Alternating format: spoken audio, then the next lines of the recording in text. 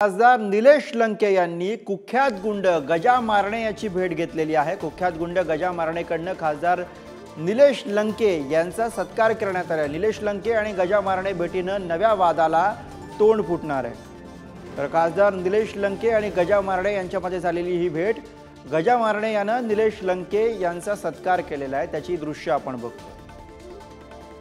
त्यामुळे अर्थातच निलेश लंके यांनी गजा मारण्याची घेतलेली ही भेट चर्चेचा विषय बनलेली आहे आणि यामुळे नव्या वादाला तोंड फुटण्याची शक्यता।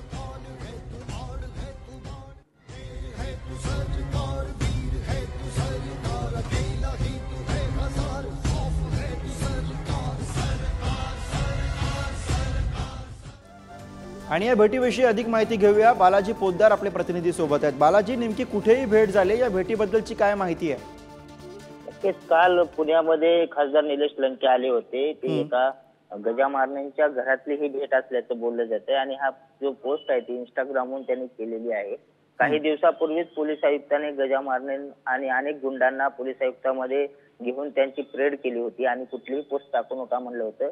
त्यानंतर आता नवनिर्वाचित खासदार जे आहेत शरद पवार गटाचे निलेश लंके यांनीच भेट घेतली आहे। काही दिवसापूर्वी पार्थ पवार यांनी भेट घेतल्यानंतर राष्ट्रवादीच्या शरद पवार गटाने मोठी टीका केली होती आणि गुंडांचं राज्य आहे अशी टीका केली होती। आता त्यांचेच खासदार निलेश लंके हे त्यांना भेटतायत, सत्कार स्वीकारतायत, त्यामुळे नेमकं अनेक राजकीय वादाला आता सुरुवात होईल अशी सगळी शक्यता निर्माण बरोबर आहे। वादाला सुरुवात होईल अशी शक्यता आहे। उमेश पाटील राष्ट्रवादी काँग्रेस पक्षाचे प्रवक्ते आपल्या सोबत आहेत। उमेश पाटील जी, हे चाललंय काय? म्हणजे एकीकडे जेव्हा पार्थ पवार भेटतात तेव्हा टीका होते आणि दुसरीकडे आता या भेटीगाठी समोर येतात, त्याचे व्हिडिओ समोर येतात।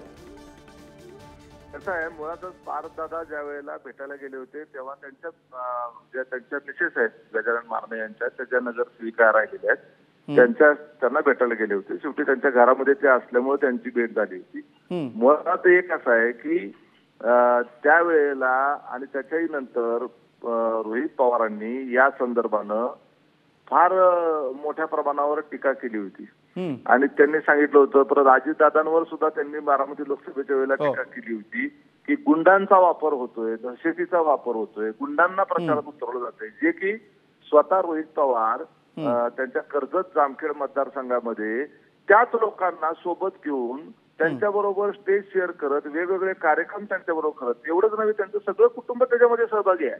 त्यांच्याबरोबर फोटो काढतायत, त्यांच्या हस्ते बक्षीस देत आहेत, त्यांच्या नावानं बोर्ड लावून तिथं पाण्याचे टँकर लावून तिथं पाणी वाटप केलं जातंय। आणि असं असताना स्वतःच्या निवडणुकीमध्ये या सर्व मंडळींना सोबत घेणारे रोहित पवार नंतर मात्र आमच्यावर गुंडांच्या वापराचा आरोप करतात। आता त्यांचे जे आता नवनिर्वाचित आता खासदार जे झालेले निलेश लंके हे त्यांचा सत्कार स्वीकारतायत।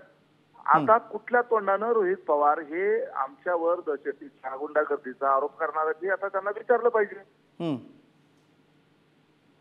बरोबर, पण काय इथे प्रश्न लोकांना पडणार आहे? जे लोक आता ही दृश्य बघतायत किंवा ज्या लोकांनी पार्थ पवारांनी जेव्हा गजा मारण्यांकडे गेले होते ती दृश्य बघितलेली आहेत, लोकांना प्रश्न पडणार आहे की राजकीय नेत्यांची काय मजबुरी असते की त्यांना अशा सगळ्या गुंडांकडे जावं लागतं, त्यांचा सत्कार स्वीकारावा लागतो? हे पहा, ही आपल्या समाज व्यवस्थेमधली एक ती बाब आहे, ती चिंतनाची बाब आहे, ती संशोधनाची बाब आहे, ती समजून त्या ठिकाणी नेमकं काय परिस्थिती निर्माण होते। कधी कधी काय असतं की बऱ्याच वेळेला राजकीय नेते वेगवेगळ्या स्टेजवर असतात, त्यावेळेला कुणाच्या कपाळावर हा गुंड आहे म्हणून लिहिलेलं नसतं। ते वेगवेगळ्या प्रकरणांमधून कधी कधी ते निर्दोष पण सुटलेले असतात, कधी जामिनावर असतात, त्यांची बॅकग्राऊंड मात्र वेगळ्या पद्धतीची असते। त्यामध्ये आपण मीडियामध्ये असे सगळ्यांच्या बाबतीत होत आहे, मी असं म्हणणार नाही की आमच्याच बाबतीत होतं, समोर विरोधकांच्या बाबतीत झाल्यावर ते पत्र ते राहील, आमच्या बाबतीत झालं की ते सोयीचं आहे असं अजिबात नाही।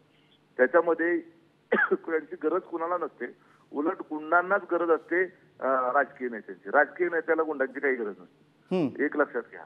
त्यामध्ये काय होतं की हे गुंड आहेत, हे त्यांच्यावर दाखल झालेल्या वेगवेगळ्या गुन्ह्यांमुळे, त्यांच्या वेगवेगळ्या पूर्वीच्या कृत्यांमुळे हे त्यांचं एक नाव झालेलं असतं आणि ते नाव झालेल्यामुळे त्यांची गुंडगिरी त्यांच्या खाली, ते जरी बाहेर पडले तरी त्यांचं नाव ते कायम तसंच राहतं। त्यामुळं यामध्ये कुठल्याही राजकीय नेत्यांना गुंडांची आवश्यकता असते असा समज करून घेण्याचं कारण नाही। समाजामध्ये राजकीय नेते वेगवेगळ्या पद्धतीनं अनेक प्रकारची चांगली कामं करत असतात, लोक शेवटी निवडून त्यांना देतात, म्हणजे त्याचा अर्थच हे असतो की अनेकांचं, बहुतेक लोकांचा पाठिंबा जो आहे त्या संबंधित राजकीय नेत्याला असतो, म्हणून तर ते निवडून येतात. आजकालच्या काळामध्ये दहशत माजवून कुणाला तरी मतं देता येतात असा काळ आता राहिलेला नाही. दहशत माजवून मतं दिली जात नाहीत, पैसे वाटून मतं दिली जात नाहीत. आता आपली सर्वसामान्य जनता ही अतिशय सजग आणि जागरूक आहे. त्यामुळं त्या बाबतीमध्ये मला अधिक भाष्य करता येणार नाही, पण एक मात्र निश्चित आहे की ज्या वेळेला आपण लोकांवर आरोप करतो, समोरच्यावर आरोप करतो, त्यावेळेला तेच आरोप ज्या वेळेला आपल्यावर होतात, आपलीच लोक त्या पद्धतीने वागतात, त्या संदर्भामध्ये आधी आरोप करणाऱ्यांनी मात्र निश्चितपणे माफी मागितली पाहिजे. त्यांनी सॉरी म्हटलं पाहिजे की मी जे आरोप केले ते चुकीचे केले. शेवटी तुमची लोक तेच करतायत. अनावधानाने काही गोष्टी घडतात. मे बी आता कदाचित निलेश लंकेच्या बाबतीत ते सुद्धा घडलं असेल, अनावधानानं घडलं असेल, आले असतील सत्कार करायला किंवा सत्कार घ्यायला. माहित नाही, एखादा माणूस सत्कार करायला आला तर त्याला हवून तर देता येत नाही, असंही घडलं असेल. परंतु ज्यावेळेला आमच्या बाबतीत ते घडतं त्यावेळेला आम्ही गुंडांचा वापर करतो, आम्ही दहशत माजवतो, आम्ही दादागिरी करतो आणि दादागिरी करून मतं मागतो. या पद्धतीच्या बरोबर आहे. त्यामुळे आता हे सगळे प्रश्न विचारायला तुमच्याकडे स्कोप आहे. धन्यवाद या सगळ्या प्रतिक्रियेसाठी. तर निलेश लंके यांनी कुख्यात गुंड गजा मारण्याची घेतलेली भेट आणि त्यानंतर चर्चेत आलेला हा सगळा व्हिडिओ.